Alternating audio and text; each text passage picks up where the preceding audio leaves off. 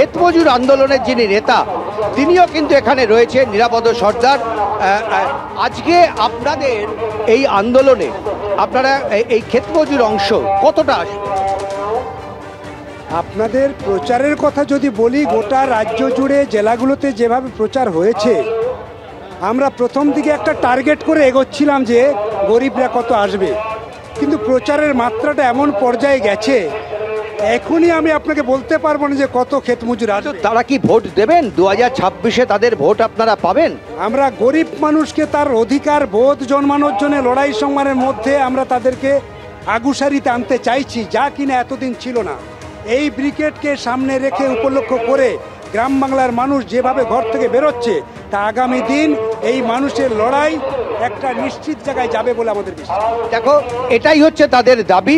যারা দুজন অন্যতম বক্তা, তাদের দাবি যে তারা মানুষের মধ্যে প্রচার করেছেন, ব্রিগেডকে ঘিরে তাদের মধ্যে প্রচার হয়েছে। এবং দেখতে পাচ্ছ আমরা যে ছবিটা সকাল থেকে বারবার দেখানোর চেষ্টা করেছি, যে গ্রামের গরিব মানুষজন তারাও কিন্তু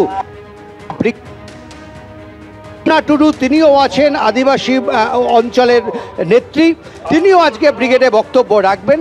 সব মিলে গরিব মানুষজন তারা আজকে ব্রিগেডে কতটা এলেন এবং তাদের উপস্থিতিতে ব্রিগেড কতটা ভরে উঠলো, এটাই কিন্তু আজকের ব্রিগেডে অন্যতম চ্যালেঞ্জ। কোথা থেকে আসছেন?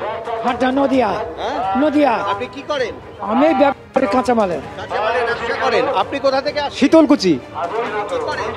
আমি সিআই2 করি, সিআই2 সিআই2-র কাজ করি, লেবারে শ্রমিকের কাজ করি। আপনি কি করেন? আমি শিক্ষক করি। আমি শিক্ষক, ক্ষেতমজুরের কাজ করি। ক্ষেতমজুর। দেখতে পাচ্ছেন যে আমরা যাদের সাথে কথা বললাম, এরা হয় ক্ষেতমজুর নয়তো কৃষক, এবং এখানে রয়েছেন বন্যা টুডু রয়েছেন। আজকে আপনি ব্রিগেডের অন্যতম আকর্ষণ। এই আদিবাসী অংশের মানুষজন তারা কতটা আসবেন এবং তারা কতটা আপনাদের উপর আস্থা রাখছেন?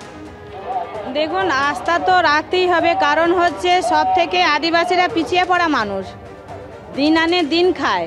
আর আদিবাসীদের যেভাবে অত্যাচার করে এসেছে, সেই মানুষগুলো সবাই আসবে। কারণ হচ্ছে আদিবাসীদের যে কোটা ছিল সেই কোটা নেই। আদিবাসী দেউলি পাঁচামিতে যেভাবে অত্যাচার করা হচ্ছে শিল্প করার জন্য, তারাও ওইখান থেকে আসবে। আর ব্রিগেডের কথা মানুষ শুনতে শুধু আদিবাসী নয়, খেটে খাওয়া মানুষ, মধ্যবিত্ত মানুষ সবাই ভিড় করছে।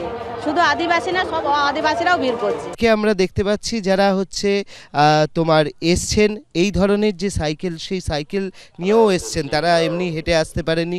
কোত্থেকে আসছেন আপনি? আমি হালিশহর থেকে। হালিশহর। কবে বেরিয়েছেন? আমি বেরিয়েছি 11 তারিখ। ওখান থেকে হালিশহর থেকে পুরো রানাঘাট পর্যন্ত মিছিল হয়েছিল, ওই মিছিল করে তারপরে এখানে এসেছি।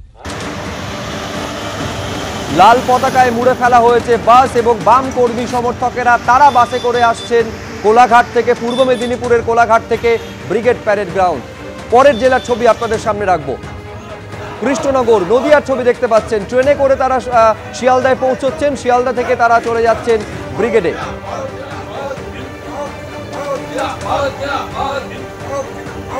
নদিয়ার পর আপনাদের সামনে দক্ষিণ 24 পরগনার নামখানা, বাসে করে তারা পৌঁছেছেন ব্রিগেডের উদ্দেশ্যে।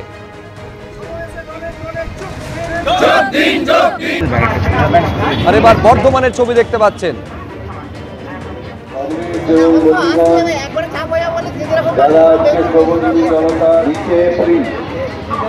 ব্রিগেড সমাবেশের উদ্দেশ্যে যে শ্রমজীবী জনতা